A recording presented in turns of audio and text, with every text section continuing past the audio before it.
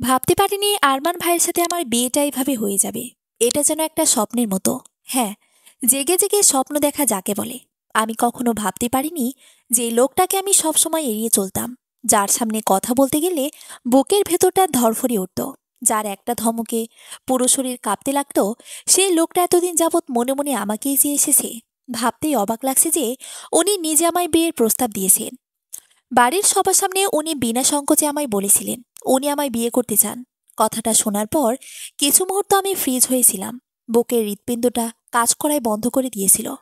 আমার আশেপাশে থমকে গিয়েছিল পুরো পৃথিবী। নিজেকে সামলে যখন বাড়ির সবার দিকে তাকালাম, বুঝলাম তাদের অবস্থা আমার মতোই।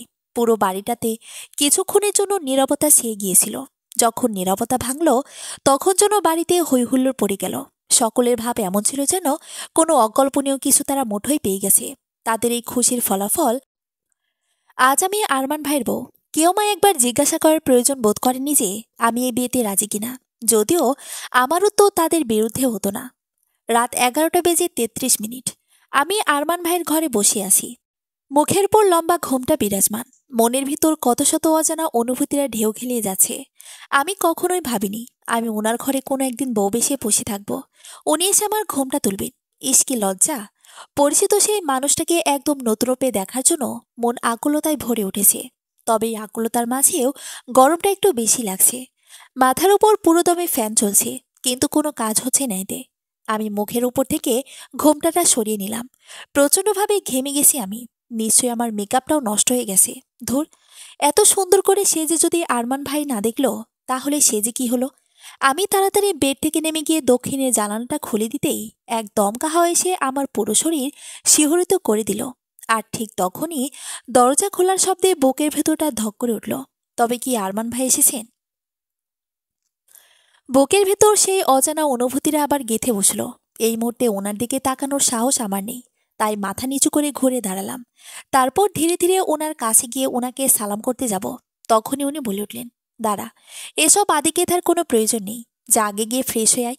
ওনার এই কটাক্ষপূর্ণ কথা শুনে আমার মনের মধ্যে একটু একটু জন্ম নেওয়া অনুভূতিগুলো ভেঙে চড়ে চুরচুর হয়ে গেল।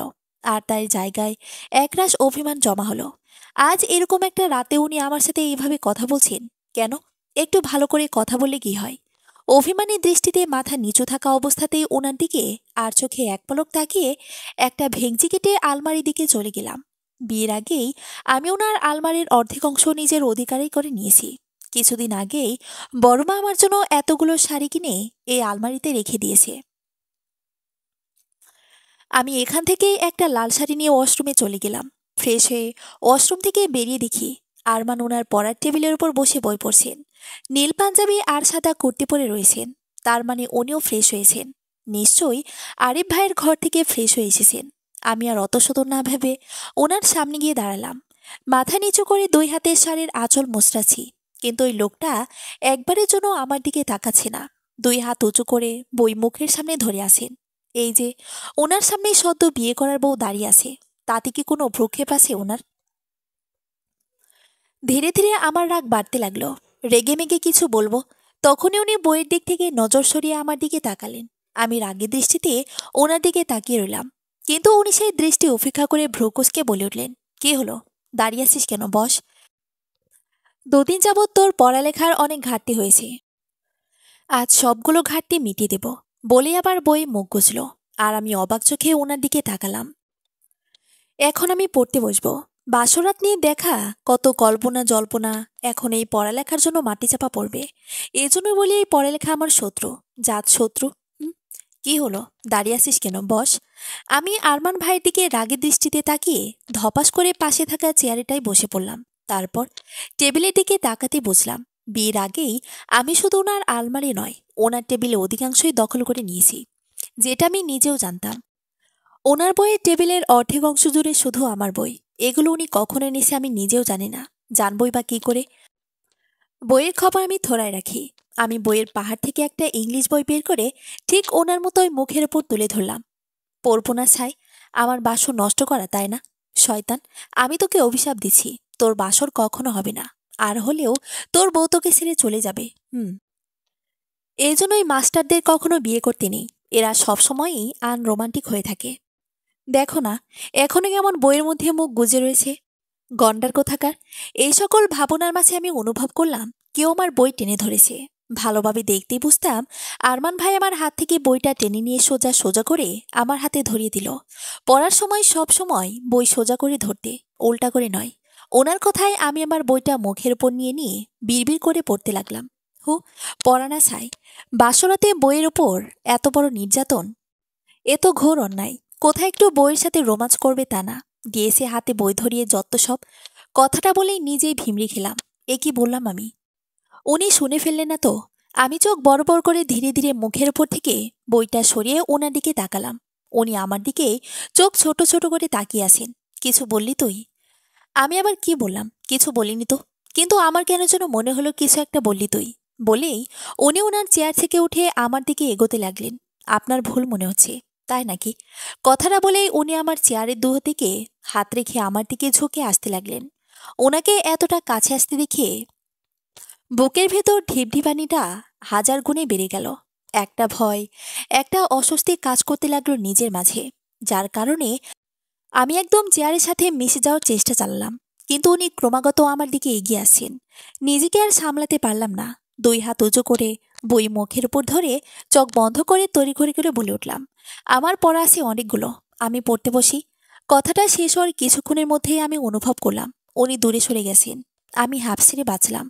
বুঝতে পারলাম না ওনার কাছে আসে তা আমার এতটা অস্বস্তি কেন হচ্ছিল। আমি ধীরে ধীরে বইয়ের ওপর দিয়ে ওনার দিকে তাকালাম। উনি নিজের চেয়ারে বসে ভ্রুভাঁজ করে আমার দিকে তাকিয়ে আছেন, ঠোঁটের কোণে মৃদু হাসি। আমার বুকটা ধক করে উঠল। ওনার এই চাহনি আমাকে পুরো এলোমেলো করে দিচ্ছে। হাই, আমি মরে না যাই। সকালে ঘুমের ঘরে মনে হলো কেউ একজন আমায় আষ্টে পৃষ্ঠে জড়িয়ে ধরে আছে। সেই কেউটাকে তা জানার জন্য আমি আদো আদো চোখ মিলে তাকালাম। মাথা উঠিয়ে সামনে তাকাতে দেখি আরমান ভাই ঘুমন্ত অবস্থায় আমার নিজের সাথে জড়িয়ে রেখেছে। আর আমি এতক্ষণ ওনার বুকে শান্তির ঘুম ঘুমাচ্ছিলাম। আমি আরো ভালো করে ওনার দিকে তাকালাম। ঘুমন্ত অবস্থায় ওনাকে কতটা সুন্দর লাগছে। ইস, এই লোকটা কিনা আমার বর, ভাবা যায়। আমি ওনার মুখের দিকে আরেকটু এগিয়ে গেলাম। তারপর ডান হাত দিয়ে ওনার কপালে পড়ে থাকা চুল সরিয়ে দিলাম। উনি হালকা নড়ে চড়ে উঠলেন। ওনাকে এইভাবে দেখতে বেশ ভালোই লাগছে আমার। মনে হচ্ছে মুহূর্তটা যেন এখানেই থেমে যায় আর আমি মন ভরে ওনাকে দেখেই যাই।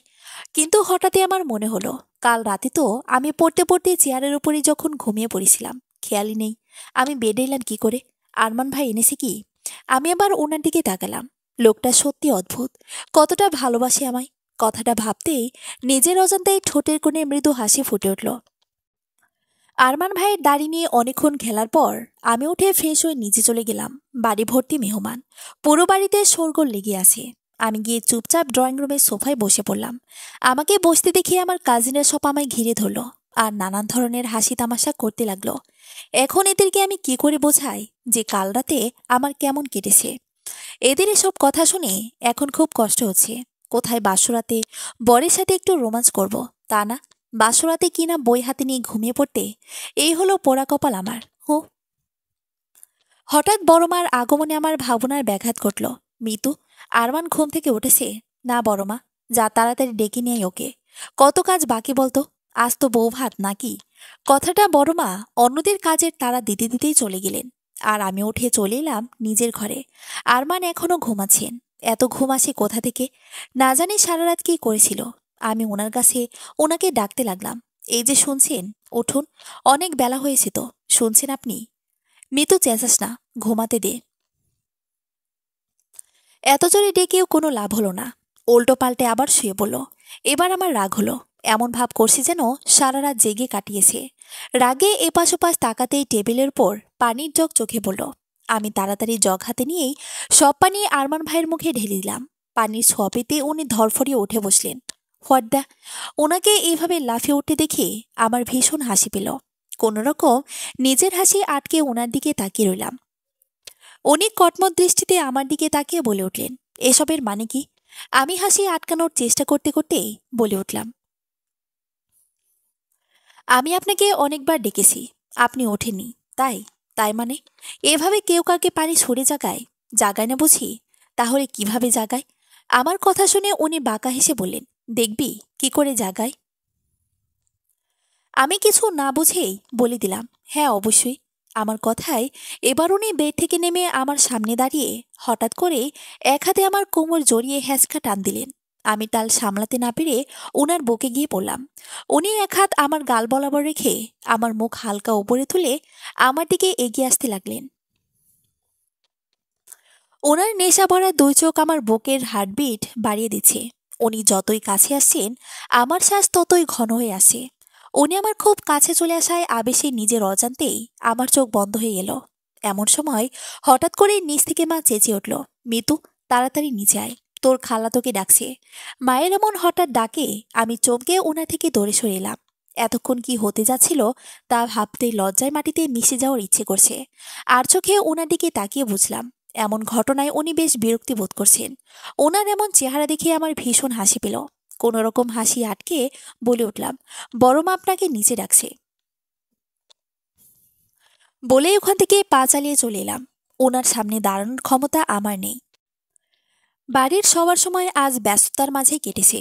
প্রায় অনেক রাতেই বৌভাতের অনুষ্ঠান শেষ হয়েছে। বৌভাতের অনুষ্ঠান শেষে মেয়েরা তার স্বামীর সাথে তার বাবার বাড়ি যায়, এটাই নিয়ম। কিন্তু আমার তো শ্বশুর বাড়ি বাবার বাড়ি একটাই, আমি কোথায় যাব?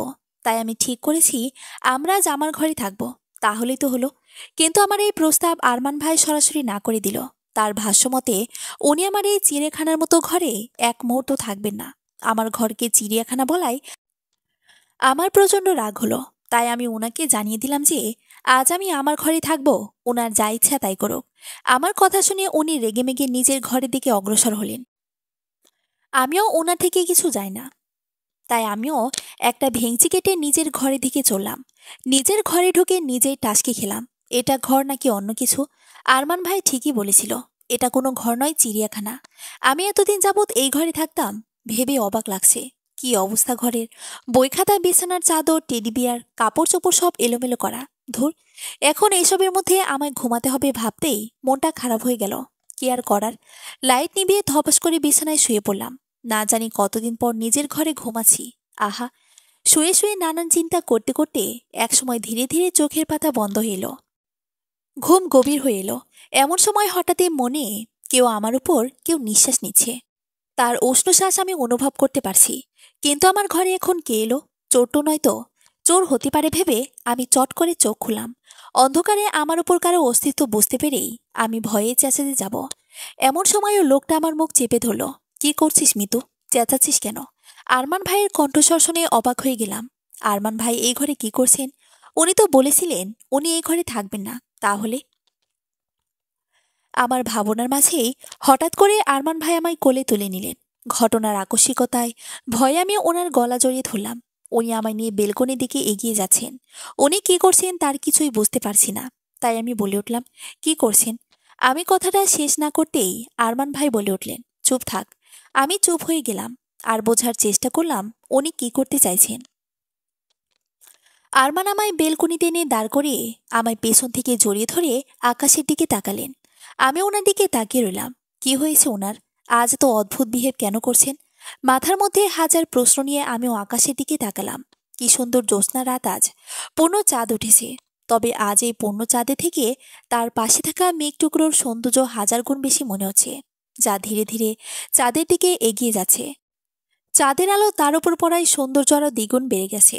আমার চোখ যেন ওই এক টুকরো মেঘের কাছে আটকে গেল। হাই, কি সুন্দর ওই মেঘ টুকরা!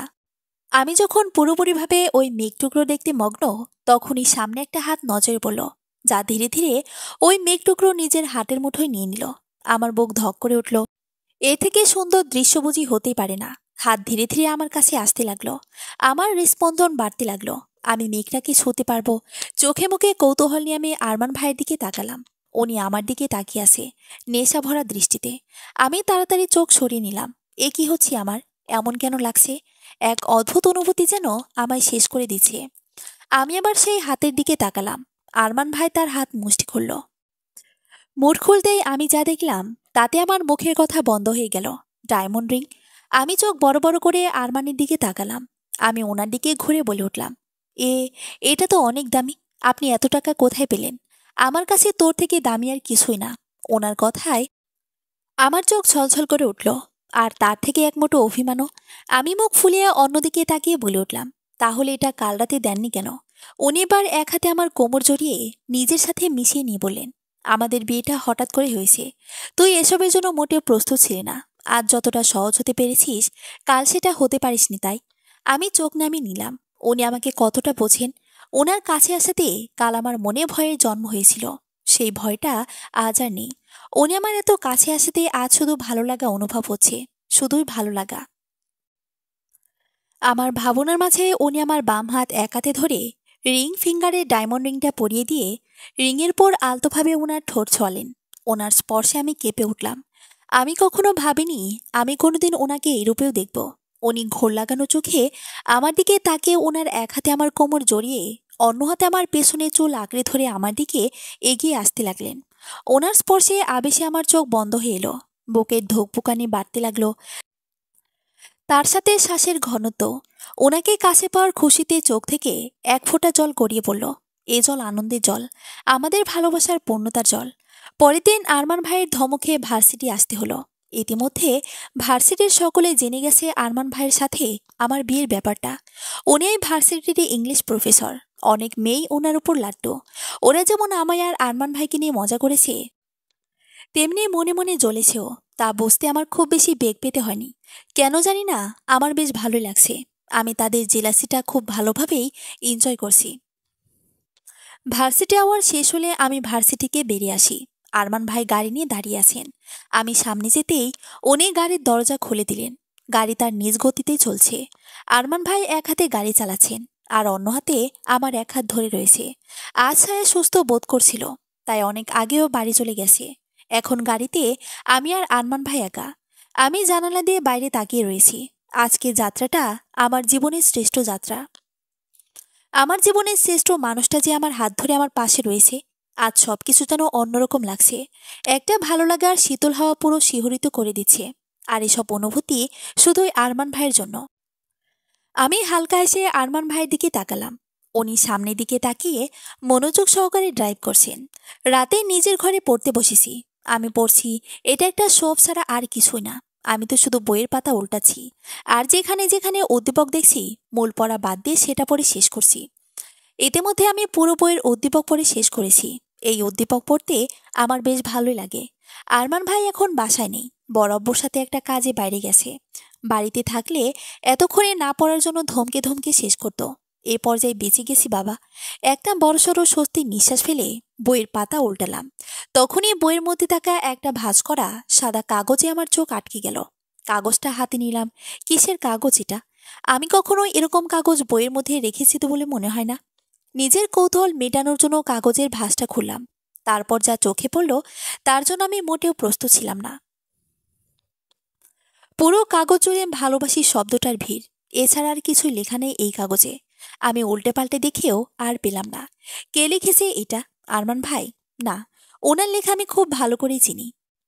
এটা ওনার লেখা নয়। তাহলে কে লিখেছে? মনের মধ্যে এরকম হাজার প্রশ্ন জাগলেও তার কোনো উত্তর আমি পেলাম না। এমন সময় বাইরে কারো পথ শব্দ শুনে চমকে উঠলাম। আরমান ভাই আসছেন। উনি যদি এখন আমার হাতে এই কাগজটা দেখেন তাহলে কেলেঙ্কারি হয়ে যাবে। ওনার যা রাগ, সে রাগে আমায় জ্বলতে হবে। আমি তাড়াতাড়ি কাগজটা ময়লার ঝুড়িতে ফেলে আবার নিজে জায়গায় বসে মুখের উপর বই ধরলাম। আরমান ঘরে ঢুকে আমায় এভাবে বই নিয়ে পড়তে দেখে হালকা হেসে কাপড় নিয়ে ওয়াশরুমে চলে গেল। আমি আর চোখে ওনাকে ওয়াশরুমে যেতে দেখে হাঁপ ছেড়ে বাঁচলাম। নিজেকে স্বাভাবিক করে নিজের পড়ায় মন দিলাম। কিছুক্ষণের মধ্যে উনি ওয়াশরুম থেকে বেরিয়ে আমার পাশে এসে বসে নিজে বই নিয়ে বসলেন। ওনাকে বসতে দেখে আমি আর চোখে ওনার দিকে তাকালাম, কিন্তু দুর্ভাগ্যবশত চোখে চোখ পড়তেই আমি তাড়াতাড়ি চোখ নামিয়ে নিলাম। উনি যে আমার দিকে তাকিয়েও কিছু না বোঝার ভান করে আবার নিজের বইয়ে মুখ গুজল। এদিকে আমার ধৈর্যের বাঁধ ভেঙে যাচ্ছে, কিন্তু উনি কিছু বলার নামে নিচ্ছে না। নিজের সাথে অনেক দ্বন্দ্ব করে একসময় বলে উঠলাম, আমার আইসক্রিম কোথায়? আমার কথা শুনে উনি আমার দিকে এমনভাবে তাকালেন যেন আমি কোনো এলিয়েন। আইসক্রিম? ওহো, আমার তো আইসক্রিমের কথা মনেই নেই। ওনার মুখে এরকম কথা শুনে দুঃখে আমার বুক ফেটে যাচ্ছিল, চোখ ছলছল করে উঠল। এই যেন এক ফোঁটা পানি গড়িয়ে পড়ল বলে ঠোঁট কামড়ে নিজের কান্না আটকে অন্যদিকে ঘুরে অভিমানী সুরে বলে উঠলাম, হ্যাঁ, এখন তো আমার কথা মনে থাকবে না। ভালোবাসলে তো মনে থাকতো। হ্যাঁ, আমারও তাই মনে হয়। আরমান ভাইয়ের এমন কথায় আমি এবার আমার চোখ থেকে এক ফোঁটা জল গড়িয়ে পড়ল। এক হাতে চোখের জল মুছে সামনে তাকাতে ভ্যানিলা আইসক্রিম একটা বাটি চোখের সামনে ভেসে উঠল। আইসক্রিম দেখে আমি খুশিতে সেটা নিতে যাব, তখনই আরমান আইসক্রিমটা সরে নিল। আমি অবাক চোখে ওনার দিকে তাকাতেই উনি বলে উঠলেন, চা এটা? হুম, তাহলে নে, নিয়ে দেখা। ওনার কথা শেষ না হতেই আমি ওনার হাতে থাকা আইসক্রিমের দিকে হাত বাড়িয়ে দিলাম, কিন্তু কোনো লাভ হলো না। উনি হাত সরিয়ে দুপা পিছিয়ে গেলেন। এবার আমি বসা থেকে ওনার কাছে যেতেই উনি দূরে সরে গেলেন। দেখুন, খুব খারাপ হয়ে যাচ্ছে কিন্তু। তাই নাকি? বলেই উনি অন্যদিকে ছুটতে লাগলেন। আমি ওনার পিছু পিছু পুরো ঘর ছুটেও আমি ওনার ধরা পেলাম না। প্রচণ্ড হাঁপিয়ে যাওয়ার পরে ঘরের মধ্যে থাকা টি টেবিলের ওপর বসে পড়লাম। তারপর হঠাৎই মনে হলো, আমি বাচ্চাদের মতো ওনার পিছু পিছু কেন ছুটছি? কাল ভার্সিটিতে যাওয়ার পথেও তো আমি আইসক্রিম কিনে খেতে পারি। তবে ওনার আনা আইসক্রিমের ব্যাপারটাই আলাদা। মুখ ফুলিয়ে অন্যদিকে তাকিয়ে আছি।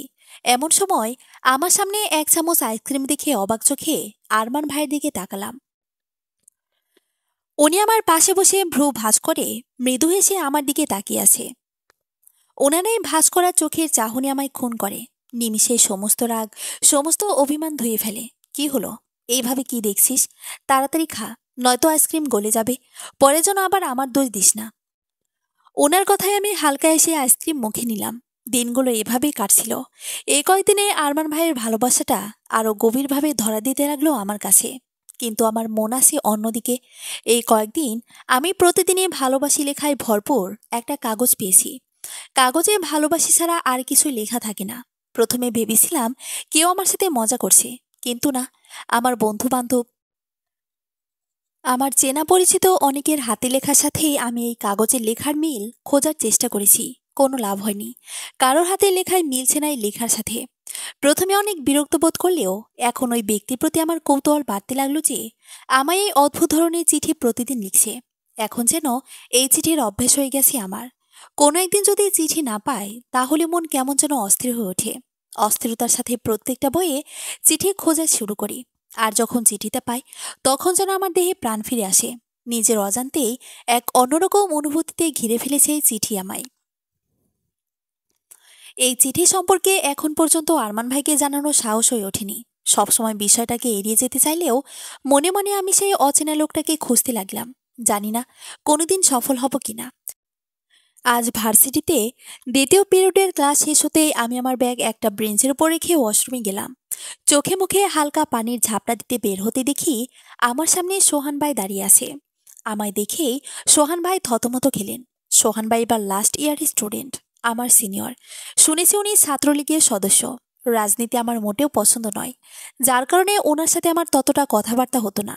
এমনকি যথাসম্ভব আমি সিনিয়রদের এড়িয়ে চলতাম। কিন্তু হঠাৎ করে এভাবে সোহান ভাইকে সামনে দেখার জন্য আমি মোটেও প্রস্তুত ছিলাম না। ওনার হাত আমার একটা বই, যেটা উনি ব্যাগের ভেতর রাখতে যাচ্ছিলেন। যেটা দেখে আমার বুঝতে বাকি রইল না যে এতদিন ওই অদ্ভুত চিঠি আমায় কে দিত। ভার্সিটির পেছনে একটা পুকুরের ধারে আমি বসে আছি। আমার পাশেই সোহান ভাই বসে আছে। দুজনের দৃষ্টি পুকুরে টলমল করা পানির দিকে। দুজনের মধ্যে এক নীরবতা কাজ করছে। সেই নীরবতা ভেঙে আমি বলে উঠলাম, আপনি নিশ্চয়ই জানেন আমি বিবাহিতা। সোহান ভাই দৃষ্টি স্থির রেখেই ছোট করে বলে উঠলেন, হুম। তারপরেও এরকম চিঠি দেওয়ার মানে কি? একটা বিবাহিতা মেয়েকে এই ধরনের চিঠি দেওয়া কি অপরাধ নয়? হুম, অপরাধ। তোমার প্রতি আমার অনুভূতিটাও এক প্রকার অপরাধ। আর সেই অপরাধকে স্বীকৃতি দেওয়া এক প্রকারের অপরাধ। আর আমি সেই অপরাধটাই দিনের পর দিন করে গিয়েছি। আসলে ভালোবাসা তো আর অপরাধ শব্দটার মানে বোঝে না, তাই না? ওনার এমন কথা শুনে আমি ওনার দিকে ফ্যালফ্যাল দৃষ্টিতে তাকালাম। মানে, মানেটা খুব কঠিন মিতু। খুব কঠিন অপরাধ যে করে ফেলেছি আমি। ভার্সিটিতে যেদিন প্রথমবার তোমায় দেখেছিলাম সেদিনই তোমায় ভালোবেসে ফেলেছিলাম। বলতে পারো লাভ এট ফার্স্ট সাইট। সেদিনও অপরাধ করেছিলাম আমি। সেদিনের পর থেকে তোমায় লুকিয়ে লুকিয়ে দেখাটাও এক ধরনের অপরাধ ছিল। আমি যতবার তোমায় দেখতাম ততবার তোমার প্রতি আমার অনুভূতিটা আরো দৃঢ় হতো। আমি চাইতাম তোমায় আমার মনের কথাটা জানাতে। আমি চাইতাম তোমায় জানাতে আসলে আমি তোমায় কতটা ভালোবাসি। কিন্তু ভয় হতো যদি ফিরিয়ে দাও। তোমার ফিরিয়ে দেওয়াটা যে আমি সইতে পারতাম না, তাই তো তোমায় কখনো বলতে পারিনি। আর সেই বলতে না পারাটাই আমার জীবনের সবচেয়ে বড় ভুল ছিল। একদিন হঠাৎই জানতে পারি তোমার আর আরমান স্যারের বিয়ে হয়ে গেছে। তুমি বিশ্বাস করো মিতু, সেদিন মনে রয়েছিল আমার বুক থেকে কেউ হৃৎপিণ্ডটা কেড়ে নিয়েছে। তোমাকে হারানোর কষ্ট, নিজের অনুভূতির কথা তোমায় না বলতে পারার কষ্টটা আমায় তিলে তিলে মারছিল। নিজেকে ঘরবন্দি করে ফেলেছিলাম। সবকিছু কেমন যেন অসহ্য অসহ্য লাগতো আমার কাছে। আমার অনুভূতিগুলো বাঁচতে দিচ্ছিল না। তাই সিদ্ধান্ত নিয়েছিলাম, তুমি আমার হওনি তো কি হয়েছে, তোমাকে নিজের ভালোবাসার কথা তো জানাতে পারি। যদি মন একটু হালকা হয়, যদি এই কষ্ট থেকে আমি একটু রেহাই পাই। তাই নিজেকে তোমার আড়াল করে প্রতিদিন তোমায় একটা চিঠি লিখতাম, যার প্রত্যেকটা শব্দ আমার অনুভূতি দ্বারা গঠিত।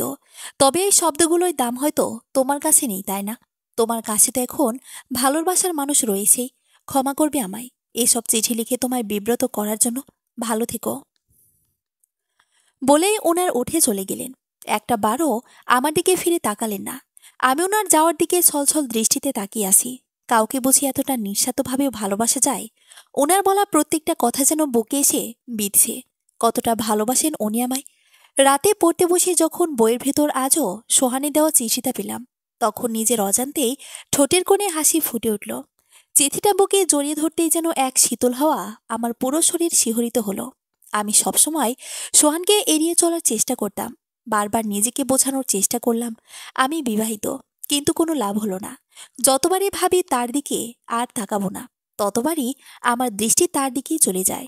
সোহানের দৃষ্টিতে এক ধরনের মোহ আছে, যা থেকে আমি নিজেকে আড়াল করতে পারিনি। একসময় তার কাছে ধরা দিলাম। আমাদের কথা বলা শুরু হলো। আরমান ভাই ক্লাসে থাকলে আমরা একে অপরের সাথে দেখা করতাম। ধীরে ধীরে আমি ওর প্রতি এক ধরনের টান অনুভব করলাম। তার কথা বলা, তার হাসি সবটাই মনোমুগ্ধকর। আমি ভালোবেসে ফেললাম তাকে। আমাদের মাঝে দূরত্বটাও কমতে লাগলো। সবার চোখ এড়িয়ে আমরা একে অপরের সম্পর্কটাকে এগিয়ে নিয়ে যেতে লাগলাম। অন্যদিকে আরমানের সাথে আমার সম্পর্কটা ধীরে ধীরে ফ্যাকাশে হতে লাগলো। আগে যেখানে আরমান আমাকে স্পর্শ করলে মনের ভেতরে একটা ভালো লাগা কাজ করত, আজ সেখানে আরমান ভাইয়ের স্পর্শ আমার কাছে অসহ্য মনে হতে লাগলো। সবসময় তাকে এড়িয়ে চলতে লাগলাম। এখন আরমানের ভালোবাসা, কেয়ারিংগুলোও আমার কাছে চোখ দেখানো আদিক্যতা ছাড়া আর কিছুই মনে হয় না। আমি এক পর্যায়ে আরমানের কাছ থেকে দূরে সরতে লাগলাম। আজ রাতে ডিনার করে ঘরে ঢুকে আরমান ভাইকে দেখতে না পেয়ে এদিক ওদিক তাকাতে দেখি উনি বারান্দায় দাঁড়িয়ে আছেন। আমি অতটা গুরুত্ব না দিয়ে শুতে যাব, তখনই আরমান আমাকে ডেকে উঠলেন। মিতু, একটু আসবি এদিকে। আমি কোনো কথা না বলে ওনার পাশে গিয়ে দাঁড়ালাম। ওনার দিকে জিজ্ঞাসানোর দৃষ্টিতে তাকাতেই উনি বলে উঠলেন, আমার ভালোবাসায় কি কোনো কমতি আছে মিতু? ওনার এমন কথা আমার বুকটা ধক করে উঠল। উনি এইভাবে কেন বলছেন? সোহানের ব্যাপারে কিছু জেনে গেলেন না তো আবার? আমার ভাবনার মাঝেই উনি আমার দিকে তাকালেন। ওনার চোখ ছলছল করছিল। আমি অবাক চোখে ওনার দিকে তাকাতেই উনি বলে উঠলেন, আমি হয়তো তোকে ততটা ভালোবাসতে পারিনি যতটা ভালোবাসা তোর প্রয়োজন, তাই না? আমি বুঝতে পারছি না আমি কি বলবো। হঠাৎ উনি এসব কথা কেন বলছেন? উনি কি আমায় সন্দেহ করছেন? আমার ভয় হতে লাগলো। আমি সোহানের বিষয়টা কোনো মতেই বাড়ির কাউকে জানাতে চাই না। বুকের ভেতরটা ঢিপ ঢিপ করছে। ভয়ে চোটে কপাল বেয়ে ঘাম ঝরছে। মুখ দিয়ে কথা বেরোচ্ছে না। এমন সময় আরমান ভাই আকাশের দিকে তাকিয়ে বলে উঠলেন, তুই শুতে যা মিতু। আমি কোনো কথা ছাড়াই ওখান থেকে চলে এলাম। আরমান ভাই যদি সোহানের ব্যাপারটা জানতে পারে, তাহলে তো আমায় মেরেই ফেলবে। না না, কিছু একটা করতে হবে, আর সেটাও খুব শীঘ্রই। আমি পরের দিনই সোহানের সাথে দেখা করে আরমান ভাইয়ের ব্যাপারে জানাই। সোহান কিছুটা চিন্তিত হলেও পরে আমায় তার সাথে পালিয়ে যাবার প্রস্তাব দেয়। সোহানের এই কথা শুনে আমি হকচকিয়ে যাই। পালিয়ে যাব? হ্যাঁ, পালিয়ে যাব। তাছাড়া আর কোনো পথ নেই। সোহান আর আমার সম্পর্ক বাড়ির কেউ মেনে নেবে না। তাই আমাদের জন্য পালিয়ে যাওয়াটাই বেটার হবে। আমি সোহানকে ছাড়া বাঁচব না। তাকে এক মুহূর্তের জন্য আমি হারাতে চাচ্ছি না। তাই তার প্রস্তাবে রাজি হলাম। আমরা আজই পালাবো। বাড়ির সকলের চোখ এড়িয়ে, আরমানের চোখ এড়িয়ে আমি আজই পালাবো সোহানের সাথে। ভার্সিটি থেকে বাড়ি ফিরে আমি সকলের সাথে নর্মালি কথা বলতে লাগলাম, কিন্তু মনে মনে সোহানের সাথে নতুন জীবন শুরু করার স্বপ্ন বুনতে লাগলাম। রাতে আরমান ভাই পড়া টেবিলে বই নিয়ে বসলে আমি ওনার জন্য কফি বানিয়ে নিয়ে আসি। কফিতে দুটো ঘুমের ওষুধ মিশিয়েছি, যাতে করে আজ সারা রাত তার ঘুম না ভাঙে। আরমানের কফি খাওয়া শেষ হওয়ার কিছুক্ষণ পরেই ওষুধ কাজ করা শুরু করে দিয়েছে। কিছুক্ষণের মধ্যে আরমান ভাই ঘুমের দেশে পাড়ি দিলেন, আর আমি মধ্যরাত হওয়ার অপেক্ষা করতে লাগলাম। আর মনে মনে হাজারো কল্পনা বুনতে লাগলাম। আমাদের নতুন জীবন কেমন হবে তা নিয়ে রঙিন স্বপ্ন দেখতে লাগলাম। রাত অনেক হয়েছে। ঘর থেকে বেরিয়ে বুঝলাম বাড়ির সবাই প্রায় ঘুমিয়ে পড়েছে। আমি তাড়াতাড়ি ঘরে এসে কাপড় চোপড় ব্যাগে ভরে কিছু প্রয়োজনীয় টাকা নিয়ে বাড়ি থেকে বেরিয়ে পড়লাম। আর কোনোদিনও এ বাড়িতে আসা হবে না আমার। বাড়ির সকলে এখন থেকে ঘৃণা করবে আমায়, শুধুই ঘৃণা। বাড়ি থেকে একটু দূরে ৩ রাস্তার মোড়ে সোহানের আমার জন্য অপেক্ষা করার কথা ছিল। আমি সেদিকে যেতেই দেখি সোহান দাঁড়িয়ে আছে। তাকে দেখে ঠোঁটের কোণে হাসি ফুটে উঠল। আজ থেকে এই ছেলেটার সাথে আমার নতুন জীবন শুরু হতে চলেছে। আমি গিয়ে সোহানের সামনে দাঁড়াতেই সোহান আমায় জড়িয়ে ধরল। তার হুট করে এভাবে জড়িয়ে ধরাতে আমার বেশ অস্বস্তি হতে লাগলো, কিন্তু মুখে কিছু বললাম না। ও আমায় জড়িয়ে ধরা অবস্থাতেই সামনে থেকে একজন তাকে ডেকে উঠল। ডাক শুনতেই সোহান আমায় ছেড়ে সেদিকে চলে গেল।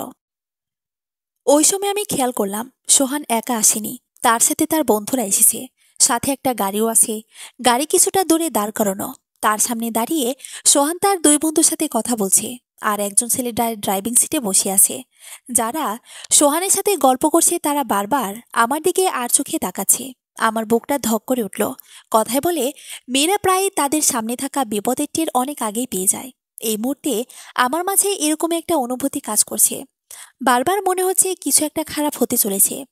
বাড়ি থেকে পালিয়ে আসার সময় একবারের জন্য ভাবিনি এটা ভুল করছি না ঠিক, কিন্তু এখন কেন জানি না মনে হচ্ছে খুব বড় ভুল হয়ে গেছে আমার। এখানে আসাটা মোটেও ঠিক হয়নি। আমার ভাবনার মাঝে সোহান তাদের সাথে গল্প শেষ করে আমার কাছে এলো। আমার এক হাত ধরে গাড়ির দিকে নিয়ে যেতে লাগলো, কিন্তু আমি থমকে গেলাম।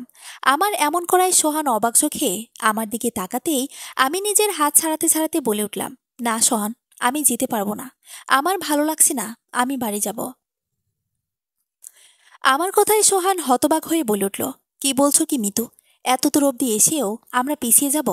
তুমি কি আমায় ভালোবাসো না? বাসি, কিন্তু আমায় ক্ষমা করো সোহান, আমি তোমার সাথে যেতে পারবো না। আমায় বাড়ি যেতে দাও প্লিজ। বলেই সোহানের হাত থেকে নিজের হাত ছাড়িয়ে পেছন দিকে হাঁটা ধরলাম। সোহানের চোখে আমার প্রতি যেই ভালোবাসা দেখে আমি তার সাথে পালিয়ে যেতেও রাজি হয়েছি। নিজের পরিবার সাথে রাজি হয়েছি। সেই ভালোবাসা আমি আজ তার চোখে দেখতে পাচ্ছি না। এই চোখ যেন অন্য কিছু বলছে। এই চোখে বিশ্বাস করা যায় না। এই চোখে ভয়ঙ্কর কিছু ধরা দিচ্ছে, অনেক ভয়ঙ্কর কিছু। আমি এক প্রকার সোহানের দিকে পালানোর জন্য জোরে জোরে হাঁটছি। এমন সময় হঠাৎ করে কে একজন পেছন থেকে আমার চুলের মুঠি শক্ত করে ধরল। আমি ব্যথায় কোকিয়ে উঠে পেছনে ফিরতে দেখি সোহান আমার চুল ধরে রয়েছে। আজ সোহানকে অনেক ভয়ঙ্কর লাগছে। এই সোহান সেই সোহান নয় যাকে আমি ভালোবেসেছিলাম। এ অচেনা একজন কেউ, একে আমি চিনি না। সোহান আরো শক্ত করে আমার চুল আঁকড়ে ধরতেই আমি ব্যথায় কোকড়ে উঠলাম। কোথায় যাচ্ছিস মাগি? বাড়ি যাব বললেই তোকে যেতে দেবো? হ্যাঁ, শিকার এত কাছে পেয়েও হাতছাড়া করবো ভাবলি কি করে তুই? এতদিন ধরে পটিয়ে এমনি এমনি তোকে যেতে দেবো মাগি? তোকে দিয়ে আজ মনের খাইশ মিটিয়ে ছাড়বো। ওই মাদারচোদ, ওখানে দাঁড়িয়ে দাঁড়িয়ে কি করছিস? ধর এই মালটাকে। বলেই আমার চুলের মুঠি ধরে আমায় গাড়ির দিকে টেনে নিয়ে যেতে লাগলো। সোহান, কি করছো এসব? ছাড়ো আমায়, প্লিজ ছাড়ো। কাঁদতে কাঁদতে তার হাত থেকে নিজেকে ছাড়ানোর চেষ্টা করেও পারলাম না। এরই মাঝে তার 2 বন্ধু এসে ধরধর বলে একজন আমার হাত, আরেকজন আমার 2 পা তুলে ধরল। সোহান এক হাতে আমার মুখ চেপে ধরল। আমি তাদের থেকে বাঁচার জন্য ছটফট করতে লাগলাম। জোরে জোরে চেঁচানোর চেষ্টা করছি, কিন্তু মুখ দিয়ে শুধু গঙ্গানি বের হচ্ছে। এই মুহূর্তে আমার আরমান ভাইয়ের কথা খুব মনে পড়েছে। হাই, উনি কি আমায় বাঁচাতে আসবেন না? যদিও জানি আমার আকাঙ্ক্ষা অত্যন্ত অন্যায়, কারণ আমি নিজ হাতে ওনাকে ঘুমের ওষুধ খাইয়ে ঘুম পাড়িয়েছি। উনি এখন আরামে ঘুমাচ্ছেন। সোহানরা সবাই মিলে আমায় জোর করে গাড়ির ভেতর ঢোকালো। সোহান সাথে সাথেই আমার মুখে টেপ আর হাত দড়ি দিয়ে পেছনে বেঁধে ফেলল। আর আমার এক পাশে সোহান, অন্য পাশে তার আরেক বন্ধু বসলো।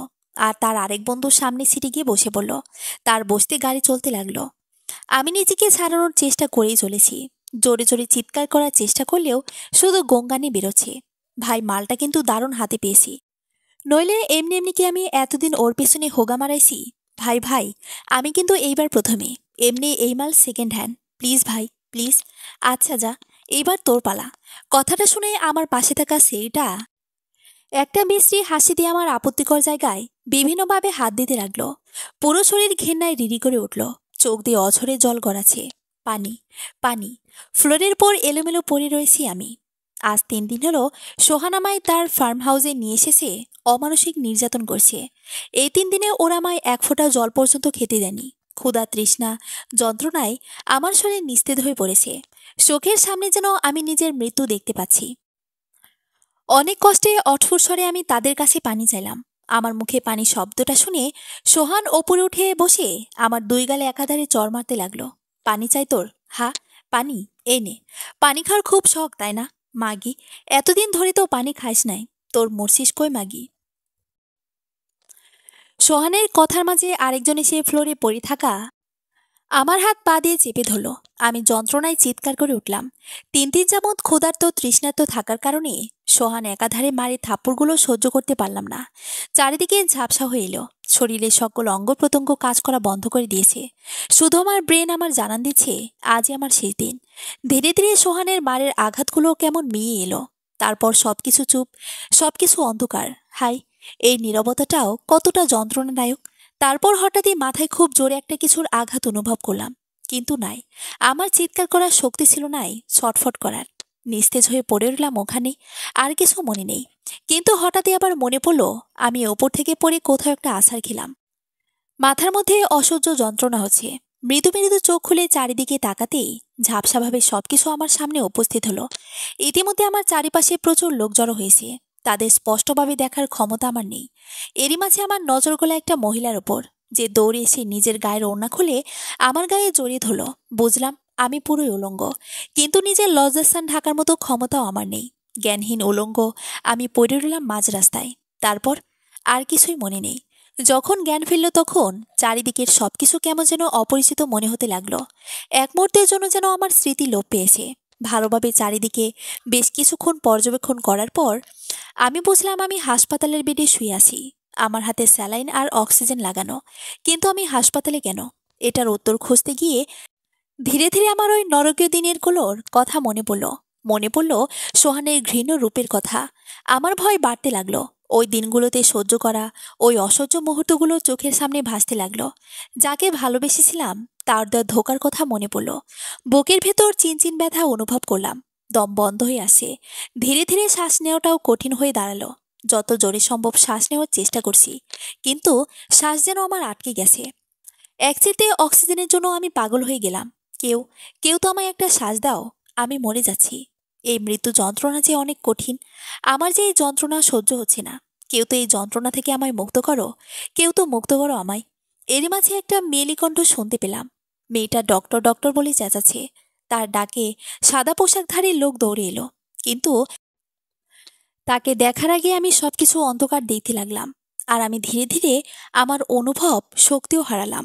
প্রায় 1 মাস আইসিইউতে থাকার পর আজ আমায় বাসায় নিয়ে আসা হলো।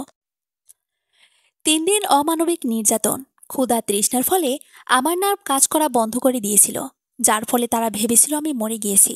তারপরেও পুরোপুরি শিওর হওয়ার কারণে তারা আমার মাথায় রড দিয়ে আঘাত করে। এত কিছু হওয়ার পরেও আমি বেঁচে আছি, এটা আমার দুর্ভাগ্য। এলাকার লোকেরা মুখের উপর ছিছি করছে। বাড়ির লোকেরা আমায় হসপিটাল থেকে বাড়ি আনতে চাইছিল না। বাবা আমার দিক থেকে মুখ ফিরিয়ে নিয়েছে। মা ছলছল চোখে আমার দিকে তাকিয়ে আছে। হয়তো বাবার ভয়ে কিছু বলতে পারছে না। বড় মা, বড় বাবা আমায় সরাসরি অস্বীকার করেছে। আমার মতো কলঙ্কিনীকে তারা নাকি বাড়িতে তুলবে না। সবাই ঘৃণার দৃষ্টিতে আমার দিকে তাকাচ্ছে।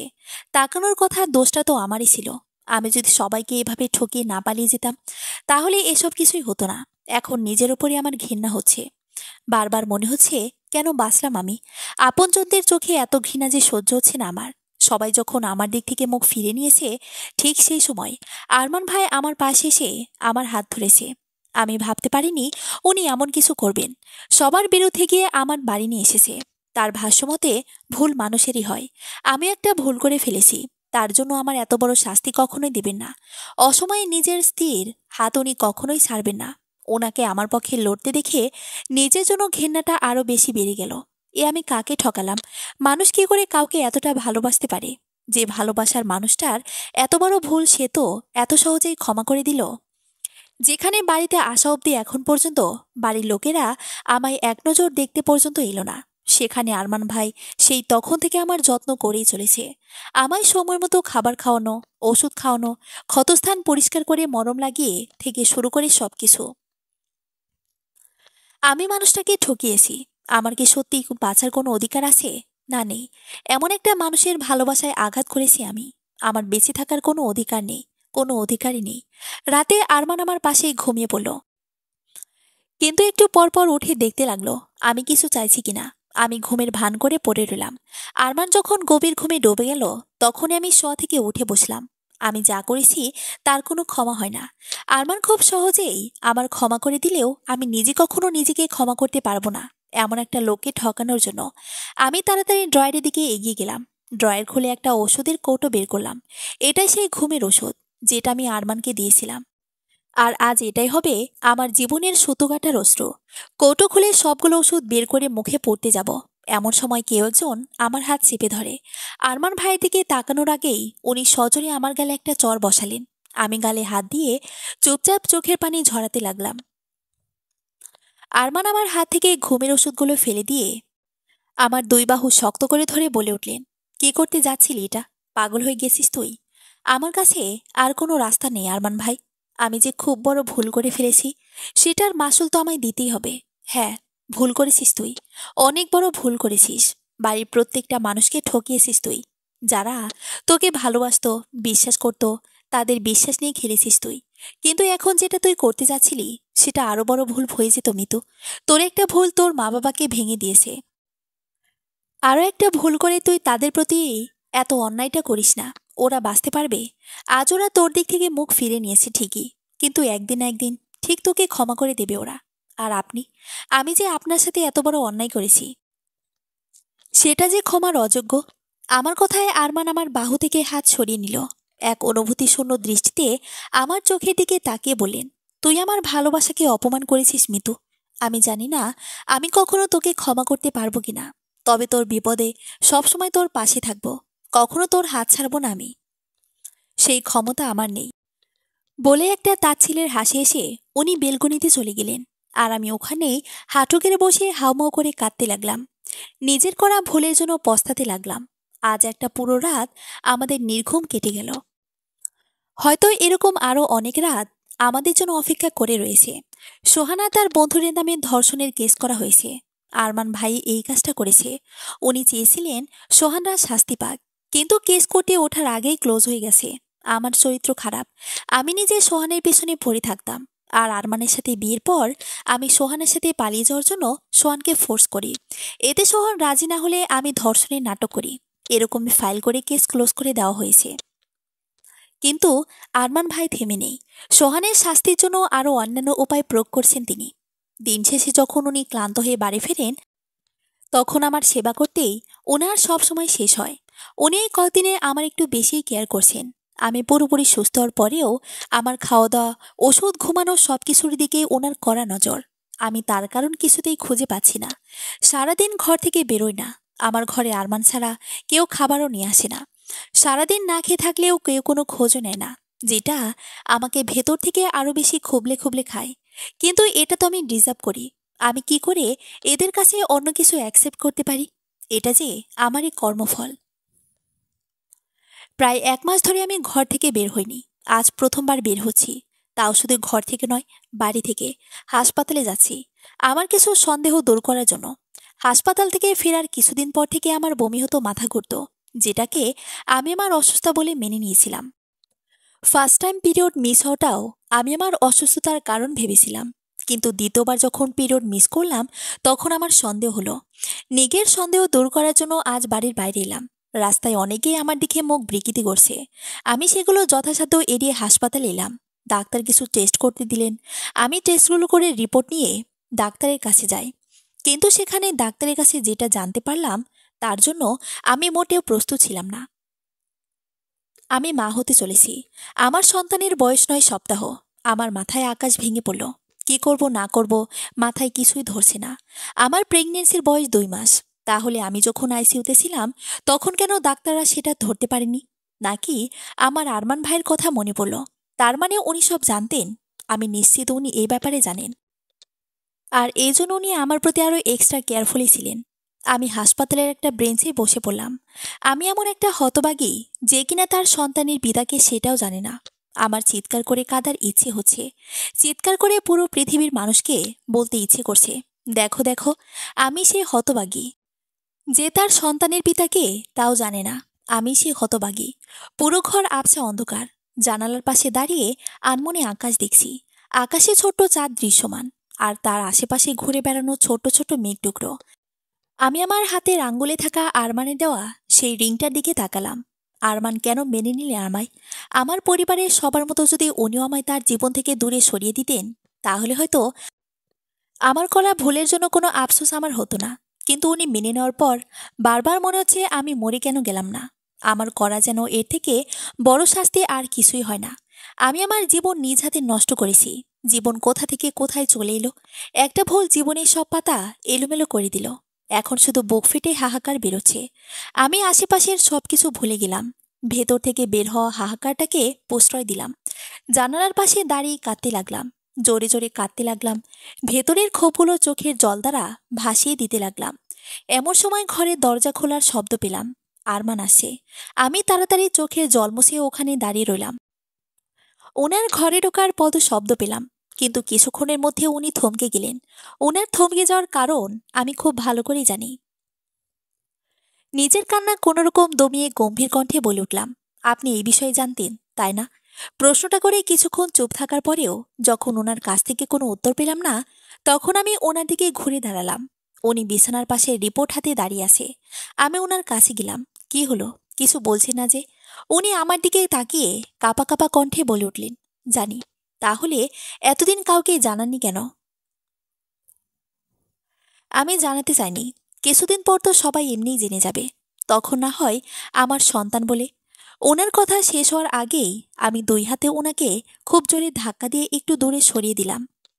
চোখ দিয়ে বেয়ে পড়া জলগুলো লুকানো বৃথা চেষ্টা না করেই কান্নারত স্বরে চেঁচিয়ে উঠলাম, আর কত, আর কত ছোট করবেন আমায়? ছোট হতে হতে যে আমি মাটিতে মিশে গেছি। আর পারছি না। আমায় আর অপরাধী করবেন না দয়া করে। এই অপরাধের ভার আমি বইতে পারছি না। এর থেকে তো মরে যাওয়া ভালো ছিল।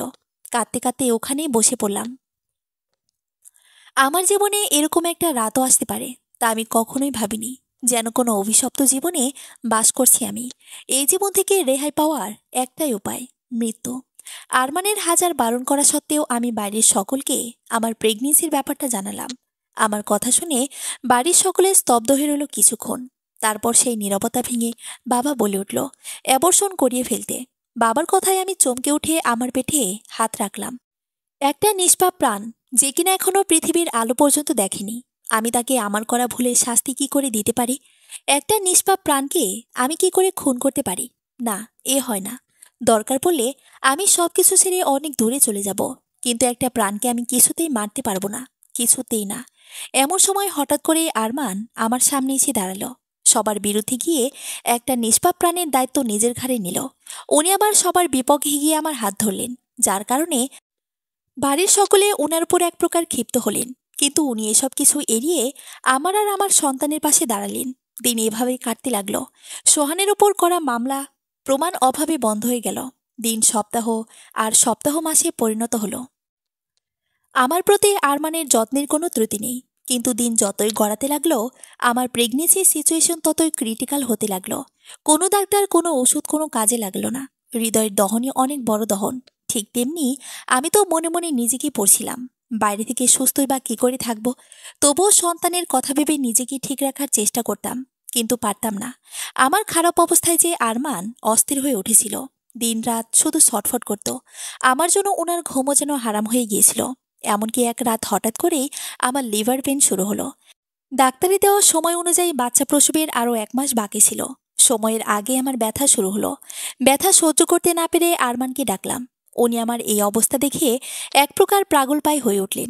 কি করবেন যেন ওনার মাথাতেই আসছিল না। কোনোরকম বাড়ির সকলে মিলে আমায় হসপিটালে নিয়ে এলো। ডক্টর আমার দেখে আমার সিজার করার সিদ্ধান্ত নিলেন। আমার যখন যখন অপারেশন থিয়েটারে নিয়ে যাওয়া হয়, তখন আমি আরমানের চোখে আমায় হারানোর ভয় দেখেছি। ওই সময়ে যেন আমি সবকিছু হারিয়েও সবকিছু পেয়ে গিয়েছিলাম। অসহ্য ব্যথায় আমি ছটফট করছি। মনে হচ্ছে শরীরের ভেতরের সবকিছু যেন কেউ ছিঁড়ে বের করছে। এই ব্যথা অসহনীয়। এই ব্যথায় আমি কতক্ষণ ছটফট করেছি তা আমি জানি না। কিন্তু এখন যেন এক মুহূর্ত এক যুগের ন্যায় মনে হতে লাগলো। ডাক্তার আমার অপারেশন শুরু করেছে। ব্যথায় ছটফট করা। আমি বারবার মনে হচ্ছিল, আমি যদি মরে যাই তাহলে আমার সন্তানের কি হবে? সে কোথায় আশ্রয়? কে তাকে আশ্রয় দেবে? আরমান। কিন্তু সে কি একটা বোঝা সারা জীবন নিজের ঘাড়ে বয়ে বেড়াতে চাইবে? এক না এক সময় তো সেও হাঁপিয়ে উঠবে।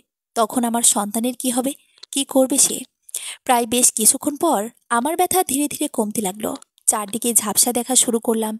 চারিদিকে কেমন অন্ধকার ঘনিয়ে এলো। কোনো শব্দ যেন আমার কান অব্দি পৌঁছাচ্ছে না। আমি যেন কিছু অনুভব করতে পারছি না। আমি কি সন্তান জন্ম দিলাম? কি সন্তান জন্ম দিলাম তা জানার খুব ইচ্ছে জন্মালো। কিন্তু আগে অন্ধকার যেন আমায় গ্রাস করলো। তারপর সব শেষ। পরিশিষ্ট। নার্স যখন একটা ছেলে সন্তান এনে আরমানের হাতে দিল, তখন আরমানের মন উদ্গ্রীব ছিল এটা জানার জন্য যে মিতু কেমন আছে। তার এই উদ্গ্রীবতা একসময় তাকে পাথরে পরিণত করল। যখন সে জানতে পারল সন্তান জন্ম দিতে গিয়ে মিতু নিজের প্রাণ হারিয়েছে, সকলের মন যেন বিষণ্ণতায় ছেয়ে গেল। মিতুর মা ওখানে জ্ঞান হারালেন। মিতুর বাবা মেয়ে হারানোর দুঃখে মুখ লুকিয়ে কাঁদতে লাগলেন। আর আরমান, সে সন্তান কোলে পাথর হয়ে দাঁড়িয়ে রইল। চোখের জলগুলো যেন আজ পাথরে পরিণত হয়েছে। মিতুর দাফন কার্যের পর পরিবারের সকলে মিতুর সন্তানকে অনাথ আশ্রমে রেখে আসার সিদ্ধান্ত নিল। কিন্তু আরমান কাউকে না জানিয়ে তার সন্তানকে অন্য দেশে পাড়ি জমালো। হ্যাঁ, তার সন্তান। জন্মদাতা পিতা না হলেও সে তার পিতা। আর এটাই তার ছেলের একমাত্র পরিচয়। সে চায় না যখন তার ছেলে বড় হবে তখন সে তার জন্ম সম্পর্কে জানতে পারুক, তার পরিচয় জানতে পারুক। এখন তার পরিচয় শুধু একটাই, ও আরমান আর মিতুর সন্তান আমান। আরমান আমানের দিকে তাকালো, একদম তার মায়ের মতো হয়েছে। সমাপ্ত। গল্প সম্পর্কে আমার কিছু বলার নেই। গল্প যেদিক দিয়ে দেখবেন সেদিক দিয়ে এটা একটা শিক্ষণীয় গল্প। বাস্তবতা গল্পের মাঝে কতটুকু তুলে ধরতে পেরেছি জানি না, তবে চেষ্টা করেছি। যাই হোক, কমেন্ট করুন, আমার ভুল ত্রুটি ধরিয়ে দিন। পরের গল্প খুব শীঘ্রই আসছে। ধন্যবাদ।